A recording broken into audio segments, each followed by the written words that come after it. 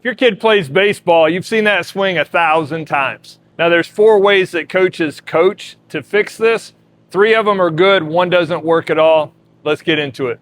If we look at it in terms of timing, and coaches say wait on the ball, makes perfect sense. But when you think about a pitch coming in at 50 miles an hour and I want that kid to hit it a foot deeper in the hitting zone, that's 14 milliseconds.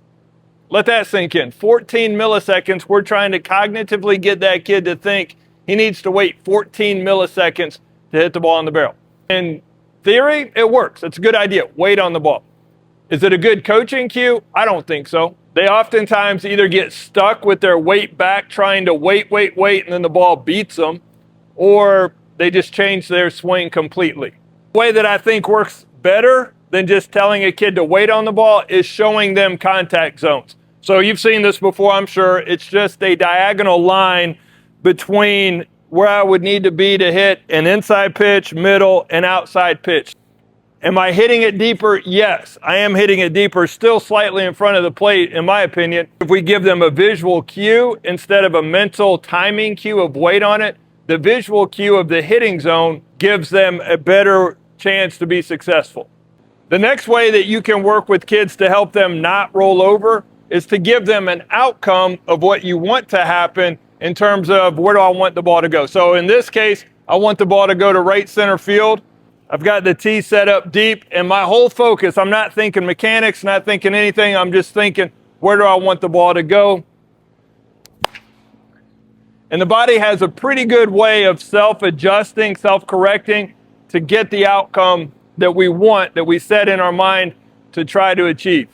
This is probably one of my favorite ways to address not rolling over, is what I call staying over contact. So if you notice, the ball is in a suboptimal hitting zone. It's out in front. If my swing, if I'm trying to go to the right side, and as I finish, if I can stay over contact, then I'm going to allow my barrel to work farther through the hitting zone. This is what you see a lot of times on that pitch. The kid's already coming out. He's not staying over contact. That's why it hits off the end of the bat. We've got a ground ball. Is it a timing issue? Yes. And it can be addressed. And if you said wait 14 milliseconds, you're right. If he does wait that extra foot, that's cool. But I think staying over the ball helps him to hit pitches even if he's not perfectly timed up. So the ball's out in front a little bit.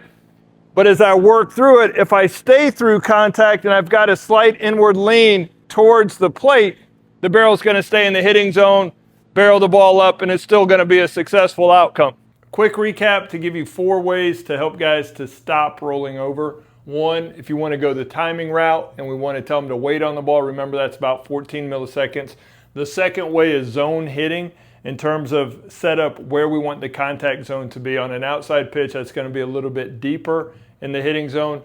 The third one is more of an outcome-oriented goal where I'm trying to compete to go to that side and just have the outcome be the way that the body self-organizes to make it happen. And then the last one is stay over contact. As guys add depth in the hitting zone in front, then they're able to stay through the ball. They're able to barrel the ball up and be more successful hitting the ball to the right side versus decreasing depth and rolling over, hitting a weak ground ball. I hope this helps. If you have any questions, please leave them in the comment. Again, I appreciate you watching this video.